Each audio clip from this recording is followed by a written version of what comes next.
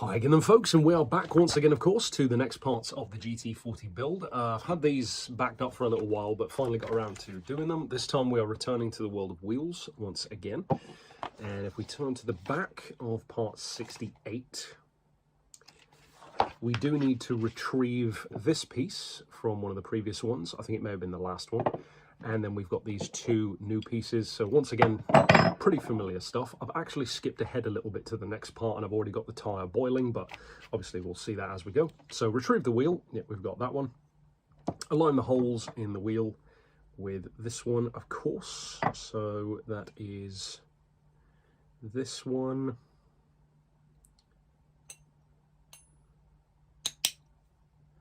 Click, click, click. Make sure those are all flush. Yep, looks good. Press the two parts together and then, of course, get the other piece. Get those together as well. Okay, so that is together. Pretty simple piece, and that's it. So that is it for part 68 already. Now, of course, on to 69. Okie dokie, so on to part number 69, the nicest part of the series. We have the tyre. Of course, as I said, I've already gone ahead and prepped that. I've got the tyre once again in the boiling water. It's been in there for maybe 5 minutes or so, so should be good enough. So now, of course, we have the wheel back. Got some tissue. You could use a cloth or whatever. Some tweezers to get it out. And yeah, retrieve the left rear wheel. We've got that. And then fit it onto the tyre, of course. As you can see, nice and malleable there. And now let's get it onto our wheel. And as I said before, I might leave this part in this time because last time I didn't show it. And it ended up being easier to get it on than I thought. So the way that I did it, they recommend putting it in like sideways or various other things. But what I did was put it straight on top. Obviously you want to make up, or make sure even, that the lettering is lined up the right way. And then just push it down over the rim. And it gets it on, I find, a lot easier that way.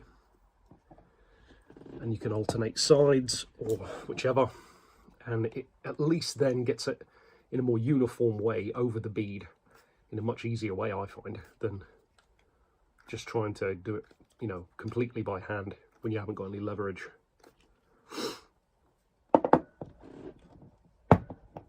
And if you go in a bit of a rolling motion as well,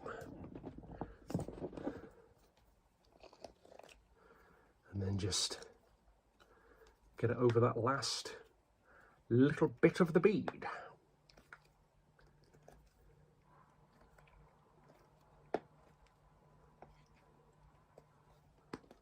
And there you go. That is now on, of course, and that, whoops, is part 69, of course, complete, with another wheel complete, and now obviously on to part 70.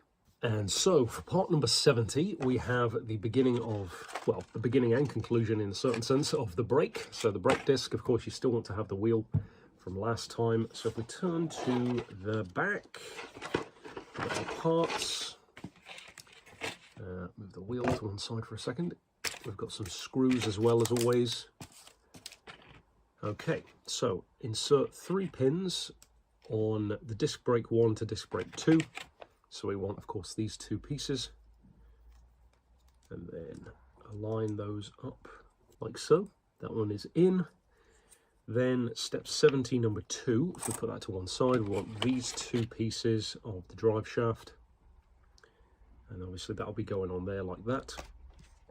Align the corresponding holes, and then we need the smooth end of the pin. Now, where is our pin? There's the pin. Very small piece, just like we did before. I'm going to be using the tweezers for this one. So align the smooth end. Insert the smooth end of the pin into one of the side holes in the drive shaft. Push the pin through and back, securing the parts together. The rough part should remain exposed and ensures that the pin cannot fall out. And there's the familiar pop, and that is, of course, now in. Very nice. Okie dokie. So that is done. Place the disc brake assembly onto the wheel hub as shown. So tripod that one, and then we want it that way around. The smooth part should be in contact with the wheel hub. Yep, so I could have just read that. Insert the hub boss into the center hole. Step 5, turn the assembly over. Okay, and place the brake caliper onto the wheel hub. Of course, there. It can only fit in one orientation. It can indeed. And that orientation is like so. The pin on the hub fitting right in the hole. Secure the caliper with an FD08 screw in the right hand hole. Okay, that one nice and tightened. There we are. With the brake, I could probably tighten that a little bit more. Yep, that feels good. Okay, free moving. Retrieve the wheel. Okay, there's our wheel. Get the little screw out of the way. Retrieve the wheel, assemble, place the brake onto the post inside the wheel. And then, of course, we have that small cutout piece to align with the piece in there.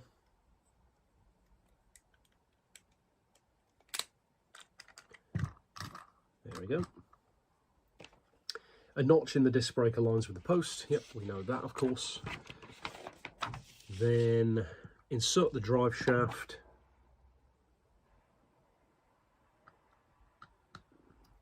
Like so.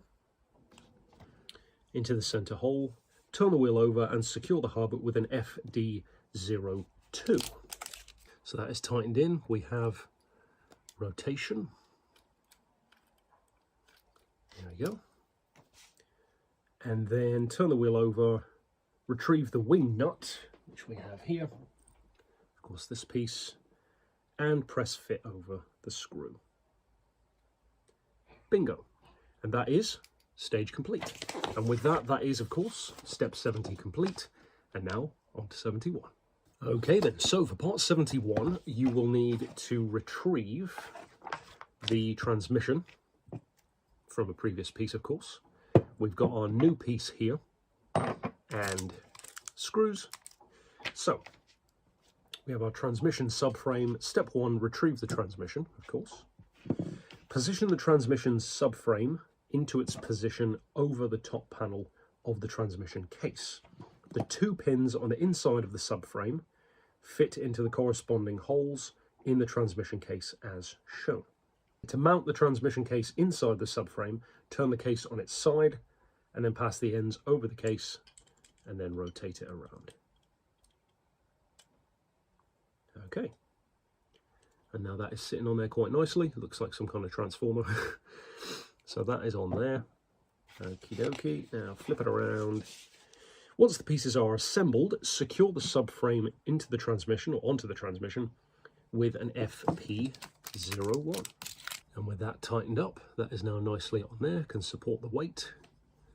Very good, very good. And with that, that is actually this step complete already. So a pretty quick one. That is step 71, of course, complete. And now on to the final one for this episode, number 72. So then, for the last part of this episode, part 72, you will need to keep the transmission from the previous piece. We've got some new pieces here, as well as a whole bunch of screws. So if we turn to the back... Okay, so retrieve the transmission case. I'm going to place that toward me. Place the end hole of the right rear suspension link, which is this piece. The link with this little collar on it. And it would appear that we're putting the collar end onto this post, like so. Now, is that directional? It is. So we want the notch facing that way, downward, like that. Make sure the notch is facing towards the subframe, as I said. Place the right rear suspension link into position, so that's 72B, so that would be this piece without the notch. Fit the thickest ring with smallest diameter over the post indicated. So this post up here, it looks like. Thickest ring with the smallest diameter over the post indicated on the inside right of the subframe, and the other end over link 2, assembled in the previous step. So the thicker ring on the frame, and then the thinner one over the piece that we just placed, like that. And then secure the link with one FD09 and one, so FD09 on the inner end and FD08 on the outer. So let's do the FD09 first. Okay, so those two are secured and that one's still freely moving. Then if we jump over here,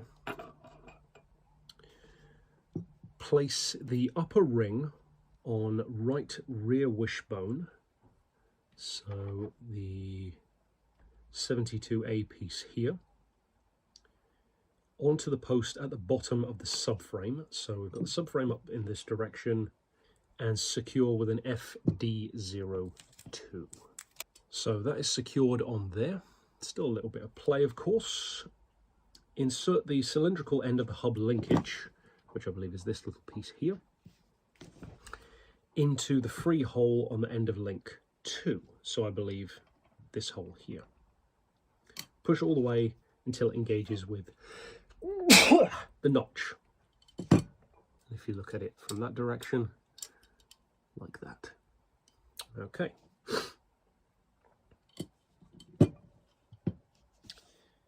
Retrieve the right rear wheel. We've got that one, of course.